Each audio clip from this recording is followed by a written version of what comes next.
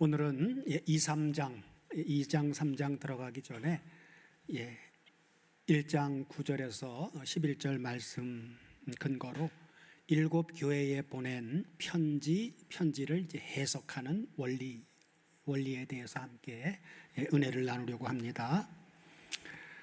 2, 3장을 들어가기에 앞서 우리가 먼저 생각해야 될 점은 주님께서 사도 요한에게 직접 나타나셔서 본문 11절에 보면 너 보는 것을 써서 그래요. 써서라고 하는 단어가 이제 헬라어로 그라포인데 여기 써서는 그냥 일반적인 얘기가 아니라 명령형이에요. 명령하시는 거예요. 그래서 너 보는 것을 책에 써서 그래서 뒤에 결론으로 보면 일곱 교회에 보내라 하고 명하신 이 내용이 계시록 2장 3장만을 가리키는 것인지 아니면 계시록 전체를 가리키는 것인지 하는 그러한 점입니다. 자, 좁은 의미로 보게 되면 2, 3장이라고 말할 수가 있는데 이는 일곱 교회 저 첫자만 이제 우리가 외울 때 그러죠. 에서버두 사빌라 에서버두 사빌라. 그래서 일곱 교회에 보낸 편지마다 서두에 어떻게 기록을 합니까? 2장 1절을 보면 에베소 교회에게 편지하기를, 그리고 또 두 번째 서머나 교회에 할 때도 서머나 교회에게 편지하기를, 이렇게 하면서 일곱 교회에게 보내는 편지 그 서두마다 바로 교회를 지칭하면서 뭐라고요? 각 교회에 보내는 편지임을 명시해 주고 있고, 그리고 문장 끝에 각 교회에 보내는 편지 문장 끝에는 뭐가 들어가 있어요? 약속의 말씀을 주고 있죠. 자, 그렇게 하신 후에 일곱 교회에게 그렇게 다 보낸 후에 4장 1절을 보면 어떻게 시작을 합니까? 이 일 후에 내가 보니 하고 시작을 하죠. 그래서 이것은 새로운 전환점을 나타내고 있는 것이기 때문에 바로 이제 2, 3장의 그 좁은 의미에서 보면 2, 3장을 말한다고 할 수 있는 것이죠. 이런 맥락에서 볼 때 주님께서 일곱 교회에 말씀하시고자 하시는 원리, 하나님이 말씀해 주시고자 하시는 그 근본적인 말씀의 내용은 2, 3장에 다 들어있다고 말할 수가 있는 것입니다. 그죠? 자, 그렇다면 4장 이하의 내용은 무엇이겠습니까? 4장 이하는 바로 일곱 교회에게 보낸 편지인 2, 3장에 대한 상론이고, 그리고 그걸 설명해 주는 해설입니다. 자, 이런 점에서 2, 3장에서 7번이나 각 교회에게 편지하는 7번이나 일곱 교회에 보낸 그 편지마다 7번이나 약속을 줄 때 항상 어떤 사람 어떻게 얘기를 합니까? 이기는 자는, 그렇죠? 그리고 이기는 그에게는 하고 일곱 교회를 이길 수 있도록 격려하고 독려하시고는 바로 4장과 20장을 말씀하신 후에, 그리고 21장 7절을 보면 21장 7절에 가서도 일곱 교회에게 마지막으로 격려하고 독려했던 것처럼 이기는 자는 그렇게 똑같이 얘기를 하고 있죠. 이기는 자는 이것들을 유업으로 받으리라 하는 이것을 보고 우리가 알 수가 있는 것이죠. 자, 다시 말해 4장 이하는 계시록 4장 이하 이 말씀들은 일곱 교회가 겪고 있는 문제들이 어떻게 발생하게 되었는지를 일깨워주는 내용이라고 말할 수 있는 것입니다. 이런 맥락에서 4장부터 20장까지 쭉 나오는 여러 가지 환상과 그리고 상징들을 통해서 말씀하신 이러한 이제 4장 이하로 바로 직행해서 들어가려고 할 것이 아니라 계시록을 볼 때 먼저 누구라도 깨달을 수 있도록, 자, 2, 3장의 내용은 거기에는 환상과 상징들에 대한 내용이 없어요. 그죠? 누구나 다 깨달을 수 있도록 잘한 부분에 대해서는 칭찬하시고, 그리고 잘못한 부분에 대해서는 책망하시고, 그리고 마지막으로 권면하신 이런 2, 3장의 내용을 우리가 먼저 충분하게 익히 다 깨달아 알 수 있을 때까지 먼저 상고를 해야만 됩니다. 왜냐하면 4장 이하에 나와 있는 이러한 내용은 2, 3장의 말씀을 우리가 받아서 그 말씀 위에 확고하게 서 있는 사람들에게 주어진 말씀이기 때문에 그렇습니다.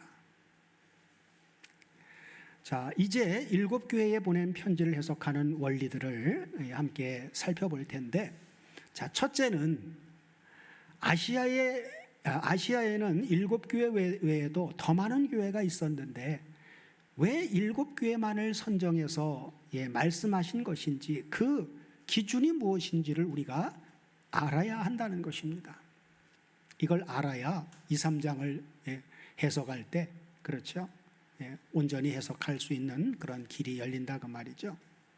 자, 7이라고 하는 것은 완전수를 상징하는 수이기에 7교회는 주님께서 재림하실 때까지 지구상에 존재하게 될 모든 교회를 전부 포괄하는 것입니다. 부활하신 주님은 7교회 사자만을 붙들고 계신 분도 아니고, 그렇죠, 7 금초대 사이에만 다니시는 분도 아니십니다. 이 점이 7교회에 보낸 편지의 편지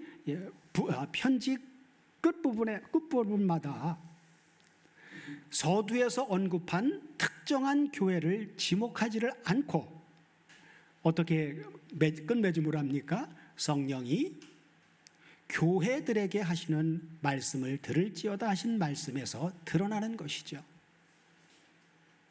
만약에 고정된 7교회에게만 하시는 말씀이라면 귀 있는 자는 성령이 에베소 같은 에베소 교회에게 하시는 말씀을 들을지 이렇게 얘기를 해야 되는데, 특정 교회를 지정하지를 않고 성령이 교회들에게, 교회들로, 그죠? 그렇게 말씀하신 것을 보면 우리가 알 수 있다 그 말이죠. 자, 이것이 바로 지금 우리가 섬기고 있는 이 다솜교회, 그리고 다솜교회만이 아니라 이 다솜교회라고 하는 우리 교회도, 그러니까 어느 교회에 들어가 있다는 증거가 되는 거예요? 7교회 안에 들어가 있다라고 하는 증거가 되는 것입니다. 자, 그렇다면 7교회만 선정한 이유는 무엇일까요? 자, 그 아시아 지역에는 7교회 외에도 더 많은 교회가 있는데 왜 7교회만 선정을 했느냐 그 말이에요. 그것은 7교회가, 이 대표적인 7교회가 안고 있는 문제들이 지상에 존재하게 될 모든 교회가 직면하게 될 문제들이기 때문에 그렇습니다. 모든 교회가 직면하게 될 문제들은 궁극적으로는 그 문제가 왜 오는 거예요? 사탄의 괴계로 인한 것인데, 성경에 나타난 옅뱀, 마귀, 사탄의 작전은 그리 다양한 것이 아닙니다. 그러므로 주님께서 재림하실 때까지 지구상에 존재하게 될 모든 교회가 듣게 될 7교회에게 똑같이 주었던 칭찬과 그리고 책망과 약속이 바로 계시록 2, 3장 안에 다 들어있는 것입니다. 그러므로 계시록 2장, 3장의 말씀은 우리 교회에게, 그리고 바로 나 자신에게 하시는 말씀으로 우리가 받아야만 되는 것입니다. 다른 사람에게 하는 얘기가 아니다 그 말이에요. 자, 그 다음에 두 번째는 편지의 끝 문장마다 어떻게 나오고 있어요? 이기는 자는, 이기는 그에게는 하신 말씀대로 편지를 받는 이 수신자들, 편지를 받는 수신자들은 지금 아무 문제가 없는 안식하는 교회가 아니라 지금 여러 문제와 싸우고 있는 전투하는 교회라고 하는 것입니다. 지상교회는, 그리고 지상교회 안에 있는 성도 각자는 지금 온실 속의 화초처럼 신앙생활을 하고 있는 것이 아닙니다. 우리를 삼키려고 대적하고 미혹하는 사탄의 공격에 우리는 직면해 있는 것입니다. 그러니까 우리가 일상 일어나는 문제들이요, 자꾸 사람을 통해서 오는 거라고 생각을 하니까 해결 방법이 없는 거예요. 바로 사탄 마귀의 술수에 의해서 일어나는 문제라고 하는 것을 우리가 인식할 때, 그렇죠? 우리를 삼키려고 대적하는, 미혹하는 이 사탄의 공격에 직면해 있다라고 하는 사실을 깨달을 때, 자, 이걸 어떻게 해결하지? 내 의지와 힘 가지고는 안 되니까 주님 앞에 무릎을 꿇을 수밖에 없는 거예요. 그렇죠? 자, 그래서 계시록이라고 하는 것은 영적 전쟁을 수행하는 교회에게 주어진 말씀이라고 하는 것입니다. 이런 점이 사탄, 마귀라고 하는 말이 2, 3장에 5번이나 쓰여져 있고, 그리고 계시록 전체에 무려 12번이나 등장하는 것만 보아도 우리가 알 수 있는 것이죠. 자, 그리고 또한 영적 전투에는 2가지 방면이 있는데, 자, 그 첫째는 에베소서 4장 27절을 보면 사도 바울을 통해서 우리에게 권면해 주신 말씀인데, 분을 내어도 죄를 짓지 말며, 그러면서 이제 27절에서 뭐라고요? 마귀로 틈을 타지 못하게 하라 하신, 이것은 어떤 면이에요? 전쟁에 있어서 틈을 타지 못하게 하는 건 뭐예요? 이건 방어적인 면이죠. 방어적인 면. 그리고 둘째는 고린도후서 10장 4절을 보시면 고린도 교회 성도들을 향해서 사도 바울이 이렇게 말씀합니다. 우리가 싸우는, 이건 방어하는 게 아니라 공격이죠. 자, 싸우는 병기는 육체에 속한 것이 아니요 오직 하나님 앞에서 견고한 진을 파하는 강력이라 하신 바로 공격적인 면입니다. 그래서 전쟁에는 방어적인 면이 있고 공격적인 면이 있는 것이죠. 우리는 이러한 영적 전투를 앞으로 이제 공부하게 될 11장에, 계시록 11장에 2 증인의 사역을 통해서 보게 될 것입니다. 자, 이는 마치 하나님의 군대가, 구약에 출애굽을 한 이 하나님의 군대가 광야에서 훈련을 다 받고 난 다음에 이제 가나안 땅을 정복할 때 제일 먼저 어디를 파했어요? 여리고성.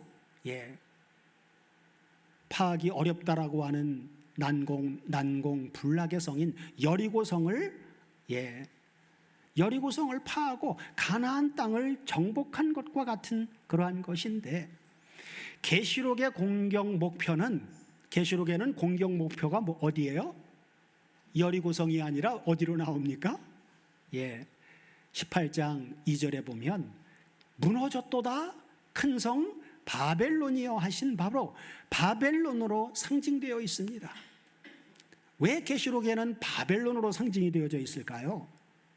왜냐하면 바벨론은 구약 성경 다니엘서를 보면 이 느부갓네살 왕, 바벨론 왕 느부갓네살의 꿈에 하나님이 보여주신 금신상이 있었는데, 그 금신상의 머리가 바로 뭐예요? 머리가 바로 바벨론이었어요. 금신상의 머리, 이 바벨론은 뭘 상징하느냐? 이방인의 때를 상징해주고 있습니다. 가장 중요한 것은 머리죠. 그 이후에 나오는, 바벨론 이후 나오는 바사라든지 헬라라든지 로마라고 하는 이 정권과 그 권세는 바로 머리인 바벨론에 붙어있는 지체와 같은 것이에요. 그렇기 때문에 가장 공격의 최후의 공격 대상은 머리인 바벨론이단 말이에요. 그래서 계시록에서는 바벨론으로 그렇게 상징해서 말씀해주고 있는 것이죠. 자, 그 다음에 2, 3장을 우리가 해석하는 원리 세 번째는, 성경은 하나님의 나라가 이미 임했어요? 안 임했어요? 임했다고 말해줘. 그럼 이미 임한 것으로만 말합니까? 아니에요. 성경은 하나님의 나라가 이미 임했고, 그리고 지금도 임하고 있으며, 그리고 미래 앞으로도 임할 것이라고 말씀하고 있다는 것입니다. 이걸 알아야만 계시록을 해석해 나갈 수가 있는 거예요. 자, 그러므로 영적 전투도, 마귀와의 싸움인 영적 전투도 이미 예수님이 십자가를 통해서 승리했고, 그리고 그 이후 예수 그리스도를 믿고 신앙생활하고 있는 믿음에 견고한 사람들은 지금도 승리하고 있으며, 그리고 앞으로도 하나님 나라가 완성되는 그 미래적인 완성의 때까지도 결국 미래에도 완성될 것. 그래서 과거, 현재, 미래적인 요소가 있다는 것입니다. 자, 예를 들어서 계시록 1장 8절을 보면 주님이 자기 자신의 존재를 계시하시면서 하신 말씀이 뭐라고 얘기를 하느냐. 자, 계시록 1장 18절이요. 계시록 1장 18절을 보면 이게 18절. 자, 뭐라고 나옵니까? 곧 산자라. 그렇죠? 산자는 현재를 얘기하고 있죠. 그런데 과거는 뭐라고? 내가 과거에 전에는 죽었었노라 그래요. 그래서 바로 내가 곧 산자라, 내가 전에 죽었었노라 이렇게 말씀하신 것은 2000여 년 전 성육신하여 우리 죄를 위하여 죽었다가 예수님께서 부활하심으로 사탄의 모든 권세를 멸하시고 승리하신 과거의 전투이죠. 이건 과거의 전투를 말해주는 것이고, 그 다음에 계시록 22장 20절에 가면 사도행전에서 하늘로 승천하시면서 너희가 가심을 본 그대로 오시리라고 하신 그 약속이 계시록 22장 20절에 가서도 뭐라고요? 내가 진실로 속히 올 것이다. 속히 오리라. 이렇게 말씀하신 것은 언제를 말해줍니까? 이것은 주님의 재림으로, 주님이 다시 심판주로 재림하심으로 하나님 나라가 완성되어지는 하나님 나라의 대단원의 막을 내리게 될 미래적인 전투를 말해주는 것입니다. 이건 미래 사건이에요. 그런데 우리에게 중요한 것은 과거와 미래도 중요하지만 우리는 지금 신앙생활을 하고 있는 거니까 현재가 중요하죠. 그래서 우리에게 중요한 것은 지상교회가 싸워야 할 이 영적인 전투는 언제나 과거도 미래도 아닌 바로 오늘이라고 하는 게 오늘, 그리고 지금 현재 믿음으로 싸워서 승리해야 된다라고 하는 현재의 영적 전투라고 하는 사실입니다. 이게 바로 우리가 서 있는 위치예요. 자, 이런 맥락에서 계시록 2, 3장 이후에 나오는 4장부터 20장까지의 내용은, 그 중심 주제는 누구하고 우리가 싸워가지고 어떻게 싸우는 것이 이기는 것인가 하는 그런 내용이 들어있는 것이다 그 말이에요. 이런 관점을 우리가 이해하고 봐야 여기 이런 내용들은 이렇구나. 그렇기 때문에 계시록 4장에서 20장까지의 내용은요, 이게 시간적인 순서로 기록되어 있지를 않아요. 사건별로 기록을 하고 있기 때문에 이게 반복적이면서도 그 사건 상황에 따라 기록되어 놓으신 것이기 때문에 시간의 순서가 아니란 말이에요. 우리가 그 계시록을 기록한 이런 내용들을 우리가 구분을 해서 이해하게 될 때, 여기서 말씀하는 이런 내용들은 바로 싸움의 대상이 누구이며 어떻게 싸워야 우리가 이길 수 있다라고 하는 그걸 말씀해 주는 내용이구나 알고 볼 때 우리가 삶에도 적용할 수 있게 되어지는 것이죠. 자, 그 다음에 2, 3장을 해석할 수 있는 네 번째 원리는, 교회 곧 성도들은 자기 힘으로 또 혼자 싸워가지고 혼자 싸우는 것이 아니다 그 말이에요. 그리스도인이라면 혼자 사는 삶이 끝난 사람들이에요. 왜? 그리스도인은 누구니까? 예수 그리스도와 연합된 사람이고 성령 안에 있는 사람들이란 말이에요. 그러니까 혼자 싸우는 게 아니에요. 그래서 주님은 승천하시는 주님께서 교회에 주신 약속이, 제일 마지막으로 주신 약속이 무엇이었어요? 그게 바로 사도행전 1장 8절의 말씀이죠. 자, 다 같이 한번 보시면, 교회가 이길 수 있는 유일한 길입니다. 그걸 주님이 약속으로 남겨준 거예요. 자, 오직이죠. 오직이라고 하는 말은 다른 방법이 없다 그 말이에요. 오직 성령이 너희에게 임하시면 너희가 권능을 받고 예루살렘과 온 유대와 사마리아와 땅 끝까지 이르러 나의 증인의 삶을 살 수 있을 것이다. 성령이 임해야만 되는 이유는, 우리가 성령이 임해야만 뭘 받는다고요? 능력. 그렇죠. 이 능력이 바로 하나님의 능력이란 말이에요. 우리가 일상생활할 때 자꾸 내가 견딜 수 없는 일들, 시험거리들 왔을 때 우리가 성령을 구하지 않기 때문에 그런 거예요. 주님 기도에 대해서 말씀하셨잖아요. 너희가 구하라 그리하면 주실 것이요, 찾으라 그리하면 찾을 것이요, 문을 두드리라 그러면 열릴 것이라고 했는데, 주님 나하고 함께 있는데 뭐 기도? 사는 게 기도지. 그리고 기도를 안 해버려. 그건 성경적인 게 아니고 잘못된 겁니다. 그거는 잘못된 거예요. 주님은 분명히 구하라고 얘기를 했어요. 구하는 자에게 반드시 준다고 했습니다. 근데 무엇을 먹을까 마실까 입을까를 구하는 게 아니라, 누가복음에서는 그래서 구하는 걸 하나로 압축해서, 그렇죠, 너희가 악한 자라도 구하면 부모가 자식할 때 좋은 것으로 줄 줄 알거든. 하물며 하늘에 계신 너희 천부께서 구하는 자에게 성령을 주시지 않겠느냐? 라고 말씀해 주셨단 말이에요. 성령을 구하는 것, 일회적으로 주님을 영접할 때 성령의 인치심을 하나님은 값없이 우리에게 주었어요. 그러나 그리고 난 이후에 우리가 신앙생활을 해 나갈 때도 성령의 충만을 항상 구하는 삶을 살아야 됩니다.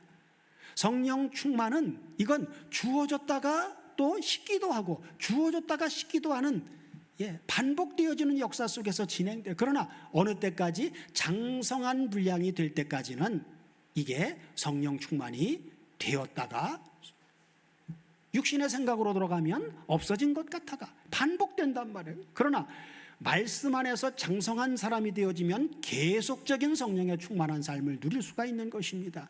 그렇기 때문에 성령의, 인격적인 성령의 존재를 인정하고 그분이 나의 삶을 주관하고 인도해 주시기를 하루를 시작할 때마다 갈망하고 아버지 앞에 구하는 삶을 살게 될 때 일상생활 속에서도 이기는 삶을 살아낼 수가 있는 거예요.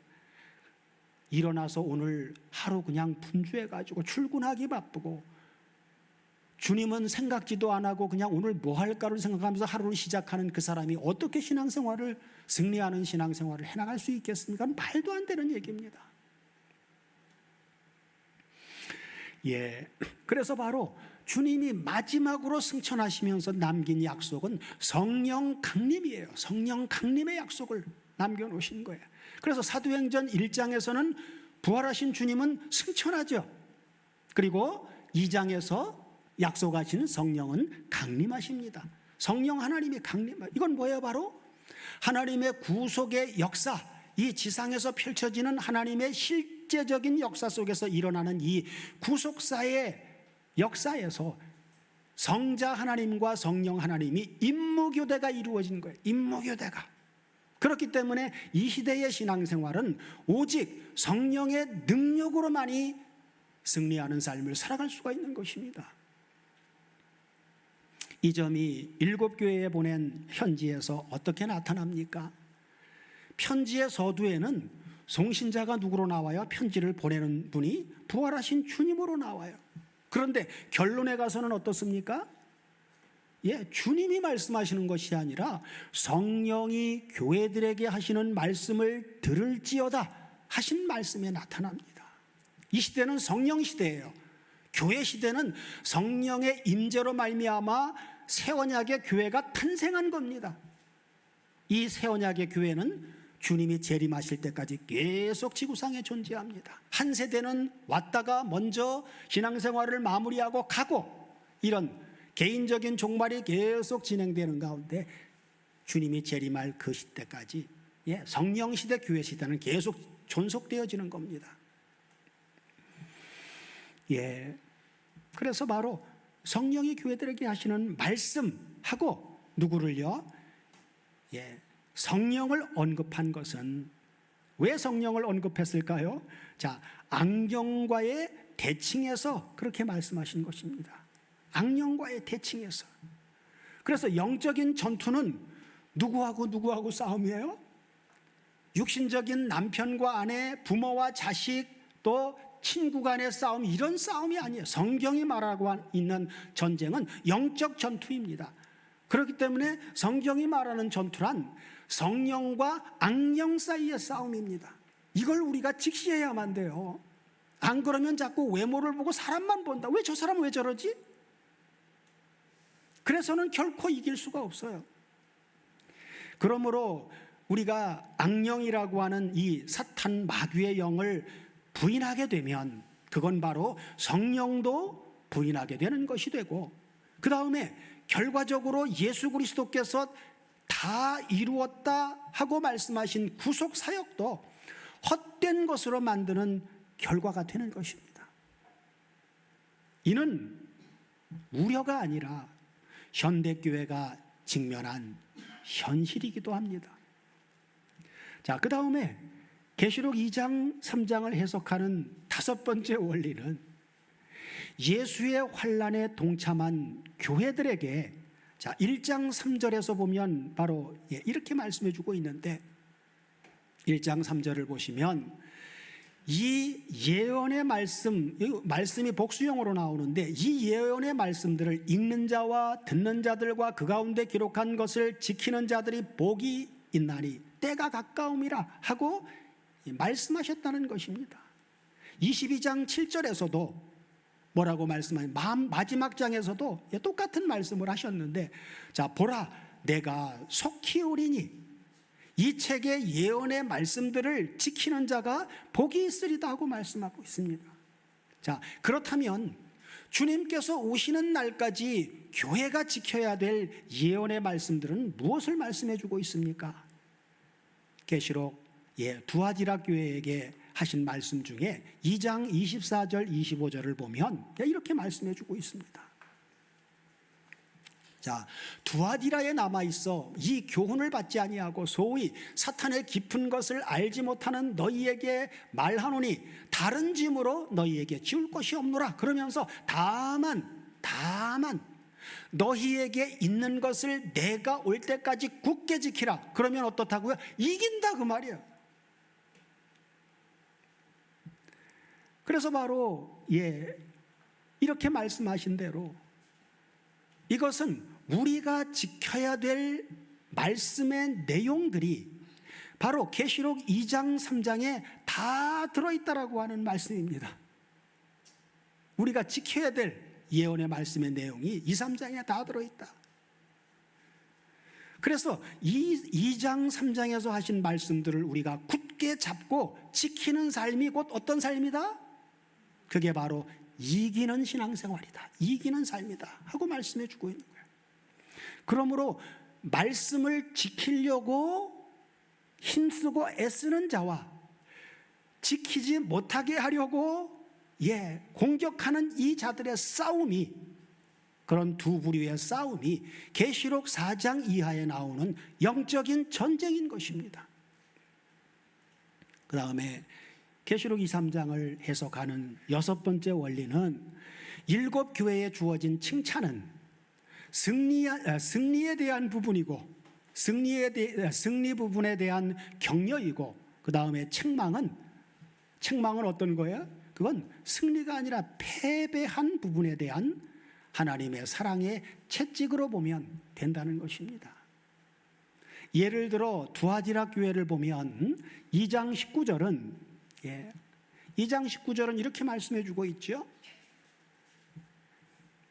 자, 내가 네게 사업과 사랑과 믿음과 섬김과 인내를 아노니 내 나중 행위가 처음 것보다 많도다 하고 말씀하신 것은 사탄의 방해, 공격에도 굴하지 않고 승리한 덕목들이고, 그 다음에 20절은, 자, 20절 연결해서 보면 그러나 내게 책망할 일이 있노라. 자칭 선지자라 하는 여자 이세벨을 내가 용납함이니 그가 내 종들을 가르쳐 꾀어 행음하게 하고 우상의 제물을 먹게 하는도다 하신 이 말씀은 사탄의 위장 전술에 속아서 패배한 것을 나타내주고 있죠.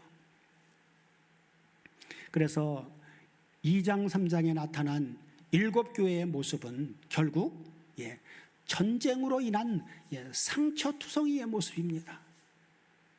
주님은 이들에게 승리에 대한 격려와 그리고 온전한 승리를 위해서 패배한 원인을 지적해 주신 것입니다.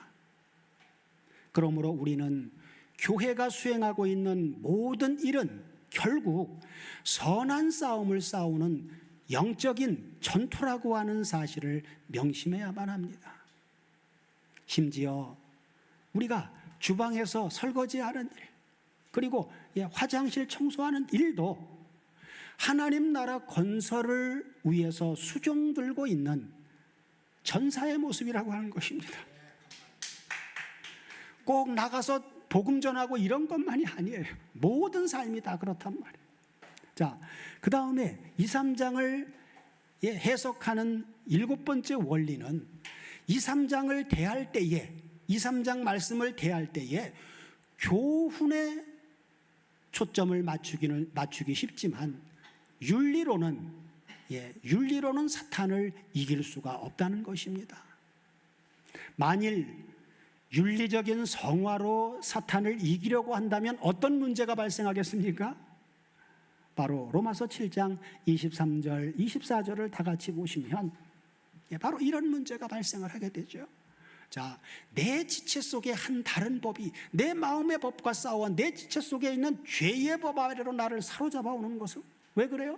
내가 내 의지로 선하게 살아보려고 말씀대로 살아보려고 윤리적으로 접근을 하니까 결과는 어떻습니까? 24절 오호라 나는 곤고한 사람이로다 이 사망의 몸에서 누가 나를 건져내랴 하신 이 말씀대로 우리가 말씀을 윤리적으로 접근을 하게 되어지면 결국은 영적 전투에서 사로잡힌 전사, 그렇죠, 죄에 의해서 포로된 신세가 되고 말 것입니다. 그렇다면 죄, 곧 사탄의 포로에서 자유한 삶을 사는 비결은 무엇이겠습니까? 로마서 8장에 나오죠. 로마서 8장 33절을 보면 자, 누가 능히 하나님의 택하신 자들을 송사하리요 의롭다 하신 이는 하나님이시다. 이건 바로 뭐예요? 우리가 의롭게 된 건 뭡니까? 어떻게 의롭게 됐어요? 무엇으로 의롭게 됐어요? 하나님의 은혜로, 예수 그리스도의 구속의 은혜로. 이건 은혜적인 면입니다. 그리고 8장 로마서 8장 37절을 보면 자, 여기서 이렇게 말씀해 주고 있죠. 그러나 이 모든 일에, 사탄이 공격하는 모든 일에 우리를 사랑하시는 이로 말미암아 우리가 넉넉히 이기느니라 하신 이 말씀대로 하나님의 은혜와 하나님의 사랑을 앞세워야만 사탄의 모든 공격을 넉넉히 이길 수가 있다는 말씀입니다. 끝으로 계시록 2장 3장을 해석하는 8번째 원리는 2, 3장의 요절이라고 말할 수 있는 계시록 2장 26절 27절에 다 같이 보시면 자, 이기는 자와 끝까지 내 일을 지키는 그에게 만국을 다스리는 권세를 주리니, 그죠? 지는 자에겐 이게 안 주어져요. 이기는 자가 된다라고 하는 것은 7교회에게 주신 약속의 말씀을 굳게 붙잡고 지키는 그러한 삶이 이기는 삶이라고 했죠. 그렇죠? 그래서 지키는 그에게는 만국을 다스리는 권세, 만약에 굳게 붙잡고 지키지 않으면 이 권세를 사용할 수가 없어요. 자, 그러면서 27절 그 권세가 어떤 권세냐? 그가 철장을 가지고 저희를 다스려 질그릇 깨트리는 것 같이 하리라 하신 이 말씀이 종말에 주님이 재림하시는 그 마지막 어느 종말에 가서 주어질 것으로 한정할 이유는 없다는 것입니다. 그렇게 되어지면 계시록 4장에서 20장까지는 우리와 관계없는 말씀이 되어져 버리죠. 자, 왜냐하면 주님은 이미 십자가로 승리하셨고, 그리고 지금 방금 읽은 2장 27절 끝에서 뭐라고 말씀합니까? 예, 나도 내 아버지께 받은 것이 이러하니라 하고, 주님의 몸된 교회도 결국 승리하게 될 것이라고 격려하시기 때문입니다. 또한 2장 27절 말씀은 어떤 말씀과 절묘하게 짝을 이룹니까? 계시록 3장 21절을 다 같이 보시면, 예, 이기는 그에게는, 자, 이기는 자는 누가 이겨요? 예, 2장 3장에서 주신 약속의 말씀을 굳게 붙잡고 지키는 자가 이긴다 그랬죠. 자, 이기는 그에게는 내가 내 보좌에 함께 앉게 하여 주기를, 내가 이기고 아버지 보좌에 함께 앉은 것과 같이 하리라 하신 말씀이죠. 이는 주님께서 아버지께 받은 권세로 십자가를 능히 이기시고, 그리고 승천하여 원래의 그분의 자리로 승귀하심 같이 교회들도 승리하면, 이기는 자가 되어지면 주님이 이기시고 아버지 보좌에 함께 앉으심과 같이 주님의 보좌에, 예, 이기는 그 사람도 함께 앉게 해주시겠다라고 하는 약속입니다. 그죠? 이처럼 우리에게는 엄청난 권세와 약속들이, 예, 교회에게, 그리고 우리 각자에게 주어진 거예요. 사랑하는 다솜교회 가족 여러분, 십자가의 군병들인 우리의 전쟁터는 어디입니까? 지상 만국이 바로 우리의 전쟁터입니다. 그리고 우리의 무기는 뭐예요? 이기는 자에게 주어지는 철장, 예, 철장입니다. 그럼 우리 무기의 출처는 어디로부터 주어진 겁니까? 그렇죠. 바로 우리 주 예수 그리스도이십니다. 이런 관점에서 우리가 2, 3장을 상고한다면, 주님께서 승천하시기 직전에 사도행전 1장 8절에서 오직 성령이 너희에게 임하시면 너희가 권능을 받고 그리고 내 증인의 삶을 살게 될 것이라고 명하신 증인의 사명을 우리가 능히, 예, 감당할 수 있는 길이 보이게 되는 것입니다. 그러므로 우리가 2, 3장만 바르게, 계시록 2장 3장만 바르게 인식한다면 계시록을 통해서 교회들에게 주시려고 하는 중심 주제를 깨달은 이기는 자가 될 것이지만, 만일 곧바로 2, 3장을 간과하고 4장 이하로 달려간다면 그 사람은 결단코 이기는 자가 되지 못할 것입니다. 이것이 바로 7교회에게 보낸 편지를 해석하는 원리입니다. 우리 모두로 7교회에 보낸 편지로 주신 말씀들을, 2, 3장의 말씀들을 바로 알고 바로 믿고 그 말씀대로 지키는 삶을 살게 해주심으로 우리를 사랑하시는 사무의 하나님으로 말미암아 이 어두운 세상을 넉넉히 이기는 복된 삶을 날마다 살아갈 수 있도록 해주시기를 우리 주 그리스도 예수의 이름으로 축원드립니다.